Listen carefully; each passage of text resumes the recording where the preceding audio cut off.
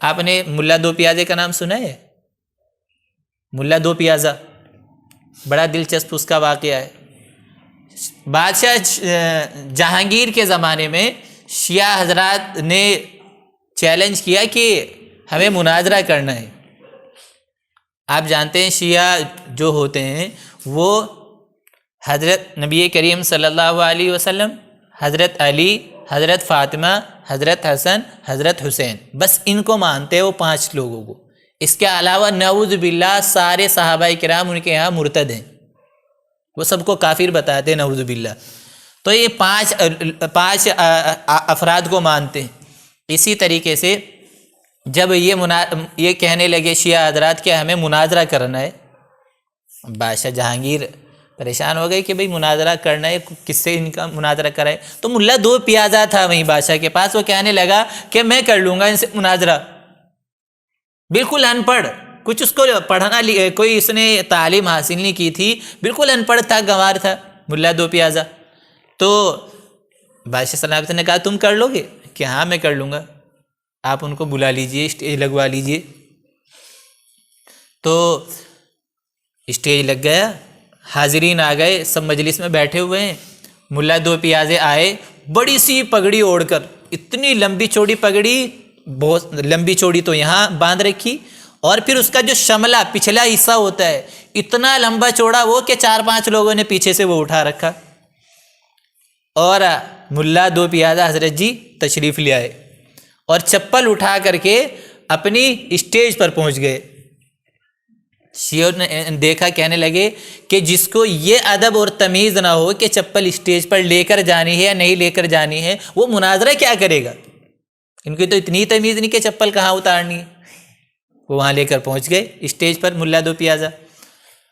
بادشاہ سلامت سے کہنے لگا ملا دو پیازہ کہ دراصل بات یہ ہے، میں چپل یہاں پر اس لیے لے کر آیا ہوں، نبی کریم صلی اللہ علیہ وسلم کے زمانے میں جو شیعہ تھے وہ ان کی چپل چرانے کی بری عادت تھی، وہ چپل چرا لیا کرتے تھے۔ ادھر سے شیعہ کا بڑا ایک کھڑا ہوا، کہنے لگا کیسی بات کر رہا ہے یہ ملا دو پیازہ، نبی کریم صلی اللہ علیہ وسلم کے زمانے میں تو شیعہ تھے ہی نہیں۔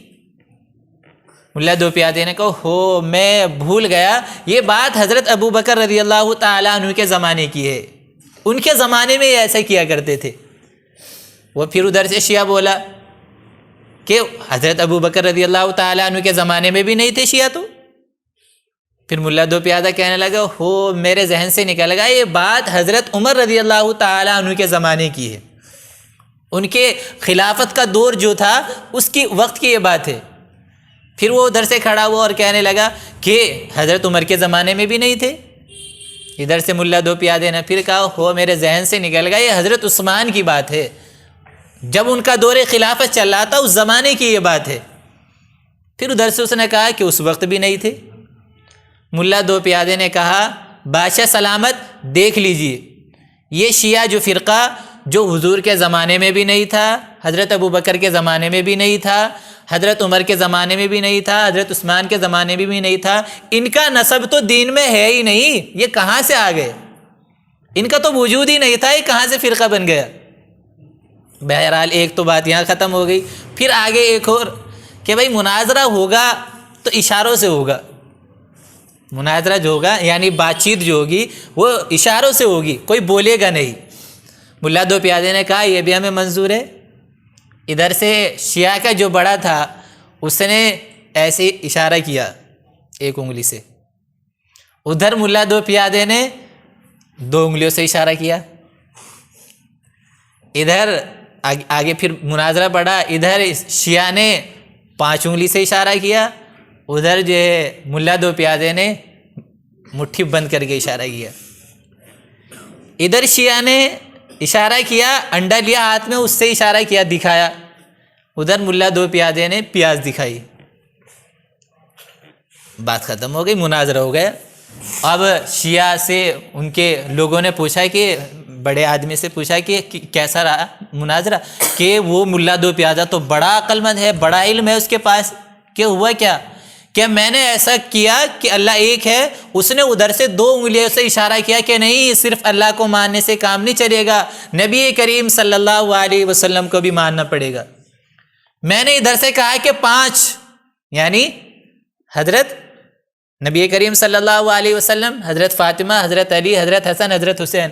اس نے کہا، ایسا اشارہ کیا کہ یہ 5 ایک ہی ہیں، ملے ہوئے ہیں، سب الگ الگ نہیں ہیں.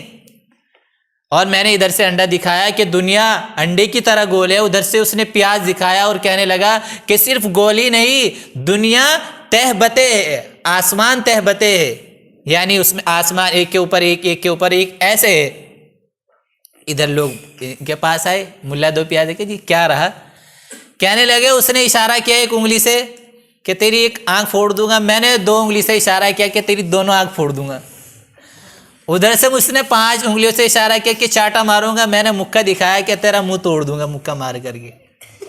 ادھر سے اس نے انڈا دکھایا، میں نے پیاز دکھایا کہ آملیٹ تو تبھی بنے گی، پیاز میرے پاس ہے. ذرا ختم ہو گئے.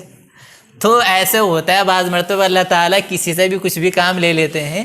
تو یہیں سے ملا 2 پیازے کا نام 2 پیاز پڑ گیا، ورنہ ان کا نام کچھ اور ہے. وہ 2 پیازیں ان کے پاس تھی کہ میرے پاس 2 پیاز ہیں، انڈا آپ کے پاس ہے، آپ آملیٹ بغیر پیاز کے نہیں بنا سکتے. تو یہ ملا 2 پیازیں ہیں. بہرحال بات میں یہ عرض کر رہا تھا کہ اللہ تعالیٰ جب کسی سے بھی کام لینا چاہتے ہیں، وہ کسی کے محتاج نہیں ہے. وہ کسی سے بھی کوئی کام لے لے، اس کے ذہن میں ڈال دے کام کیسے کرنا ہے، یہ اللہ تعالیٰ کی مرضی. تو الحمدللہ رب العالمین، تمام تعریفیں اللہ کے لیے ہیں جو سارے جہانوں کی پرورش کرنے والا ہے. وقت زیادہ تو نہیں ہو گئے؟ بہرحال یہ تھی رب کے متعلق باتیں. اب عالمین، دنیا کے اندر کتنے عالم ہیں، کتنے جہان ہیں، اس کی تفصیل انشاءاللہ آئندہ ہفتے ہم بتلائیں گے. یہ ایک صاحب نے یہ معلوم کیا تھا کہ